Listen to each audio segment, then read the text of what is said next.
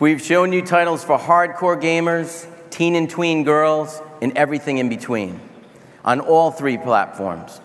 We're not just here to talk about what's coming this holiday season, but what's going to keep everyone excited for the next few years. Motion-controlled gaming has been a phenomenon that's been attracting a great deal of consumers the last few years. And we know a little something about this space as we introduced the first true motion controller back on the PlayStation 2 with iToy. Shortly after the launch of PS3, we introduced the next-generation camera that was designed for both gaming and video conferencing via PlayStation Network. This technology will continue to grow in many ways. We're working to create an experience that is much closer to real life than anything you've ever seen. I'd like to invite Dr. Richard Marks and Anthony Mikhailov, creative forces behind the PlayStation Motion Controller, to help show you a bit of what I'm talking about.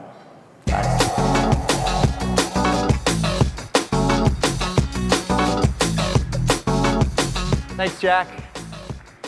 It's been a few years since I was up here on the stage at E3, showing you the first true motion controller, the PlayStation 2 iToy.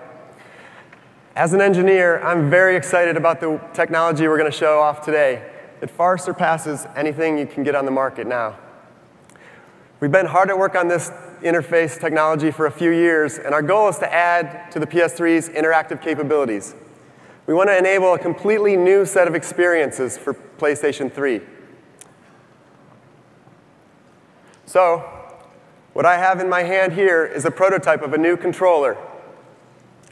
Its final look will change, so I want to stress this is an engineering prototype. But it has a variety of buttons and internal motion sensors. But its most distinctive and cool feature is the glowing sphere on the end that the PlayStation Eye can track.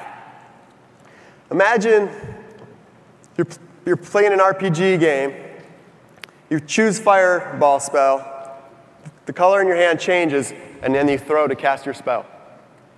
But rather than listening to me just talk about it, let's get started showing you some tech demos of what this thing can do. We're not going to show any video at all. Everything you're going to see is live technology demonstration. Anton's going to demo, and I'm going to explain what's happening on screen. Hey, guys. So actually, I want to point out, on the sides up here, you can see video from different angles of Anton as he plays. So this first demo, what we have is like a virtual television set with a PlayStation Eye, just like we have set up here on stage.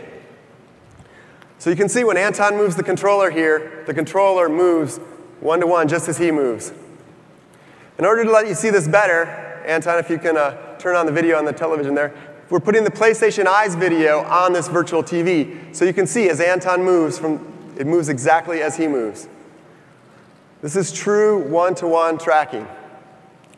This is the first time you've ever been able to do this. And we can show this better than anyone else because we have the video from the PlayStation Eye.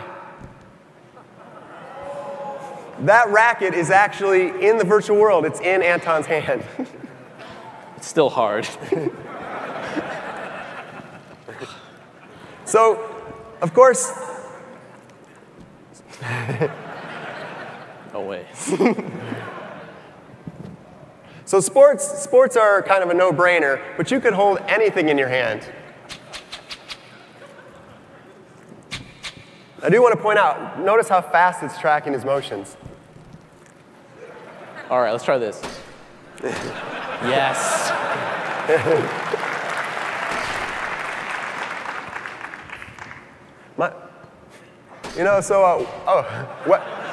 Weapons are always good. Especially large ones. So my son loves this demo, actually. You can imagine if he could be Ratchet and he could hold Ratchet's weapons in his hand while he plays. He would die for that.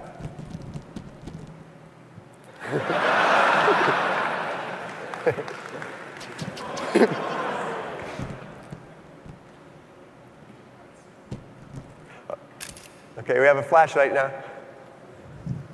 Notice we have true 3D pointing. He can move around and point from any position or angle here.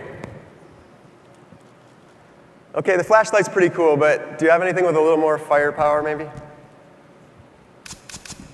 Oh, yeah. A foam dart. Nice shot, though. All right, let's More see what else we firepower. got. Now we're talking. Gold Desert Eagle. So, of course, the PlayStation, this new controller, and motion control in general, people have thought are more of a casual experience. And we expect very great casual experiences. But we also want to enable some more gamers games. We think that'll be a great use of this controller, too.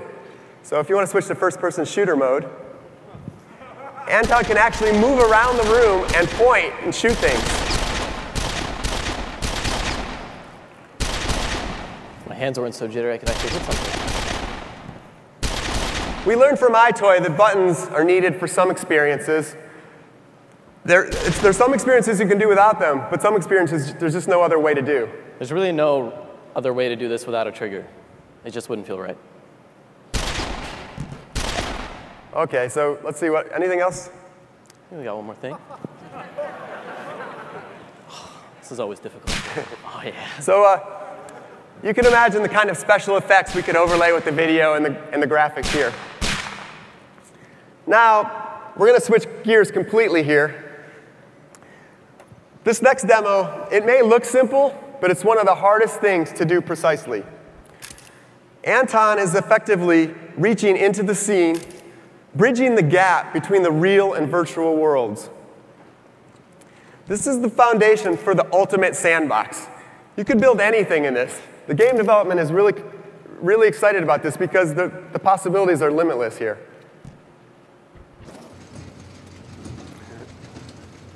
Another thing that's really difficult to do in a virtual world is drawing.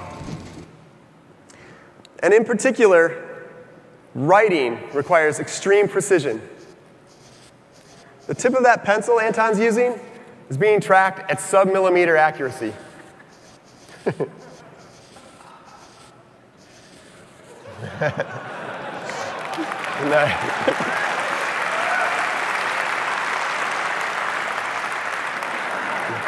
So the pencil shows off the precision really well, but for something a little more artistic, Anton's going to move on to some more paintbrushes here. He's actually metering out the amount of paint that's being put on the canvas using the analog trigger right now. Nice.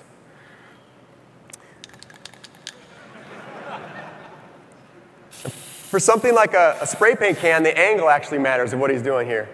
Ooh, dripping right down the wall there. Nice. Yeah. Of course, you know, if you just want to mess around. You can do that, too. So drawing is a kind of fundamental capability, but it doesn't have to be used literally.